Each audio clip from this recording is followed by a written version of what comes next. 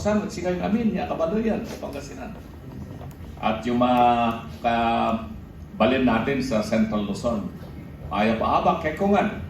At kasama ko dito sa kaliwa, yung isa sa pinakamagaling na abogada dito sa ating bansa, si Attorney Yvette Contacto from Bicol. Bumati ka muna, Attorney Yvette. Magandang umaga po sa ating mga tagapakinig at sa mga nanonood. Diyos maray na aga tabi sa mga Bicolano. Mga manoy-manay, yaon po kita sa kapihan sa PDP Laban, makalakay kita ng mga samut-saring mga issues na nagbabaga sa panahon na ito. At dito naman sa aking kanan, nandito isa rin namang Bicolano ito, si dating Commissioner ng Senior Citizen, si Commissioner Raymar.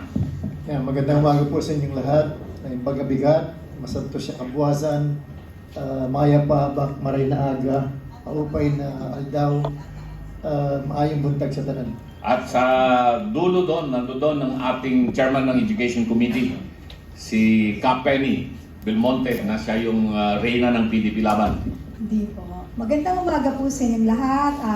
Ikinagagalak po namin i-welcome kayo ulit at alam namin na malaki ang partisipasyon ng bawat isa sa atin ngayong umaga at talagang susugan natin yung mga topic na tatalakay natin ngayon, araw, kasi maraming mga kontrobersyal na usapan na tatalakayin at babalitaktakan natin ngayong gagawin. Kaya isang magandang umaga po sa ating lahat. At syempre, yung ating idolo sa Visayas, sa Cebu. Nako, andin dito si Mayor Mike Rama at ating Vice President for the Visayas. At magandang umaga, Mayor, maayong butag. Bati muna kayo, Mayor Mike. Maayong buntag, imbang bibigat, Assalamualaikum warahmatullahi wabarakatuh. BBM resign. Ayan, ang galing. Ulitin nga natin, tumayo ko uli. Mayor, akong maganda. Talagang, again. May pasabog ka na pa umpisa. Meron ka ng pasabog at hindi quit issue na. Hindi quit issue. Imbang bibigat, lahat, BBM resign. Morning. Yeah. At yung magiging MC natin ngayon dito sa Kapihan, magpakilala ka muna, magandang binibini. Magandang umaga po sa inyong lahat. Magandang umaga po sa inyong lahat. At welcome po sa Kapihan sa PDP Laban. So ako po si Chinda Lilito, ang inyong show director. At kinagagalak ko pong pangunahan ng programang ito kung saan sama-samang talakayin ang mahahalagang isyong pambayan at pampolitika na humuhubog sa ating bansa ngayon. Ngayong umaga, kasama natin ang mga ginagalang na panelista na sina Attorney Raul Labino, the International Affairs Committee, former Commissioner Raymar Mansilungan, Chairperson ng Senior Citizen Committee, Attorney Yvette Contacto, Legal Affairs Committee, Chairperson, at former Yusek Penny Belmonte, Chairperson of Education Committee Person at ang ating Kapihan Director. Makakasama rin natin sa live via Zoom sina Ms. Chiki Chua, Attorney Raymar Rama, Mike Rama, Vice President for Visayas, at Ms. Marjorie Haramilia, Social Service Committee Chairperson. Isang mainit na pagbati rin sa ating mga media partners, vloggers, influencers at taga-suporta ng partido na narito ngayon sa PDP Laban National Headquarters at sa lahat ng sumusubaybay online. At sa pambungad po na para mabilis po na may pakilala po natin yung ating mga panelista at natawagan po na ang pansin ni Kapeli Belmonte po. Magandang umaga po muli sa lahat at ang inyong lingkod, Kapeni Belmonte, kilala na po natin ang isa't isa. Magsasama po tayo ng matagal para sa ating paninindigan at pinaglalabang karapatan.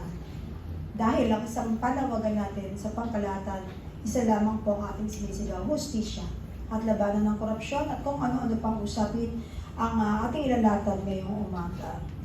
Siyempre po, ito po ang ating ika-4 na episode sa Kapihan Sa PDP, Kape at Pandesal, ang bawat tinig ay mahalaga. Ngayong umaga po ay tatalakayin natin ang napakahalagang issue.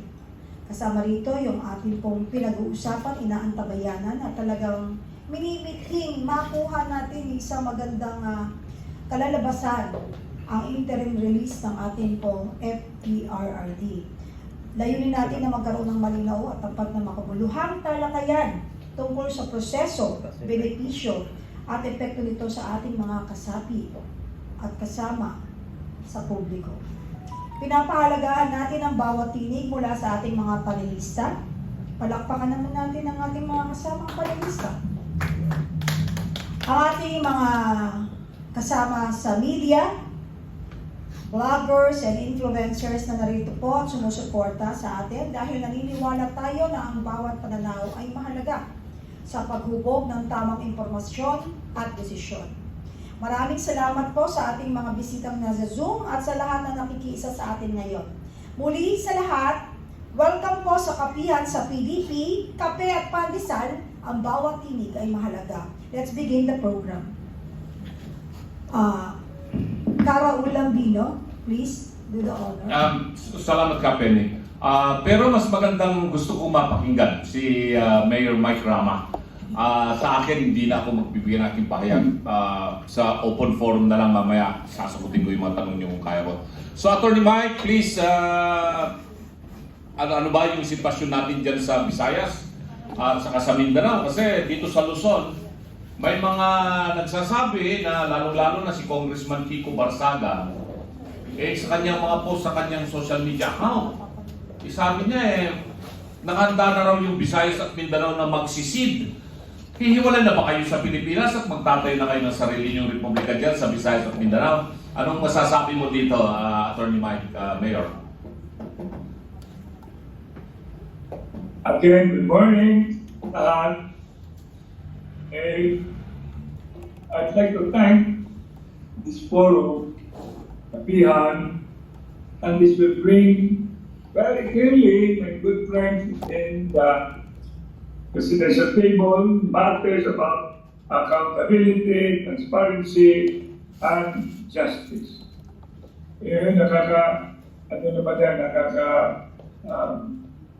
Shock or stunning thing about secession.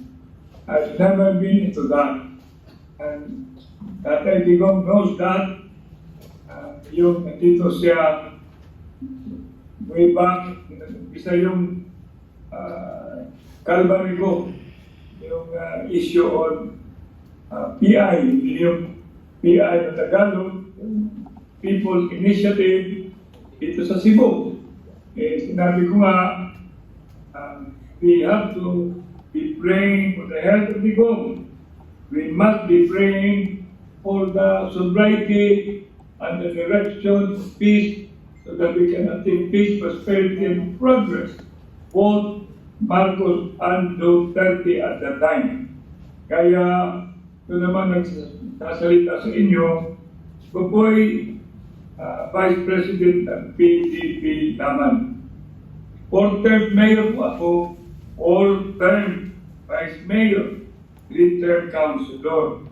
Hindi lang ako galing sa ganitong political beginning, pero 109 years na po ang mga rama in public service po. Kaya clear na clear namin yung utak as far as governance and accountability. Ngayon, pinag-uusapan natin yung the outset, anong nangyari kay former President Mayor Digong Duterte, which upon the outset, mawapa ko ng Casino Espanyol, a gathering, a convention.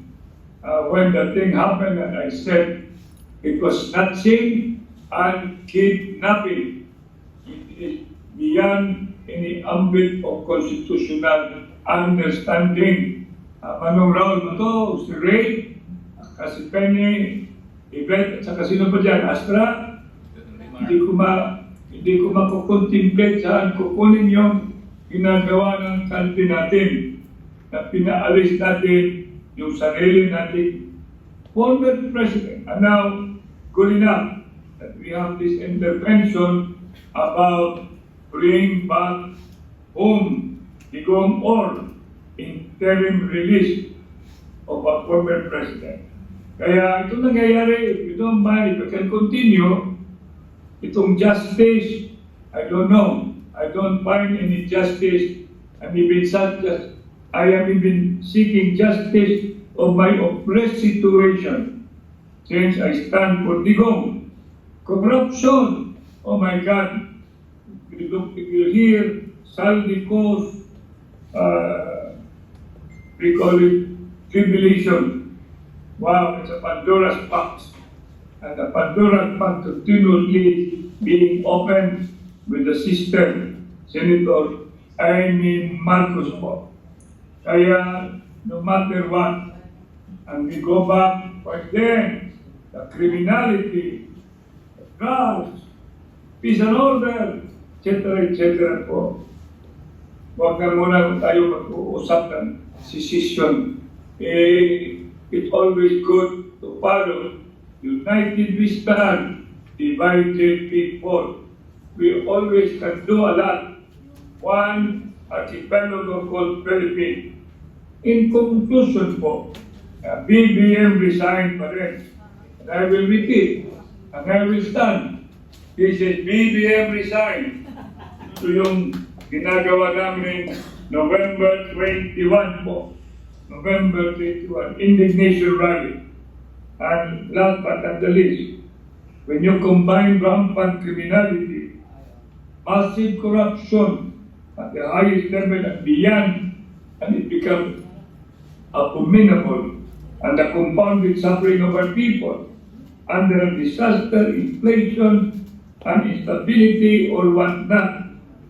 Because the conclusion, incompetence of management to govern this country. So this administration lost morality, capability and political will.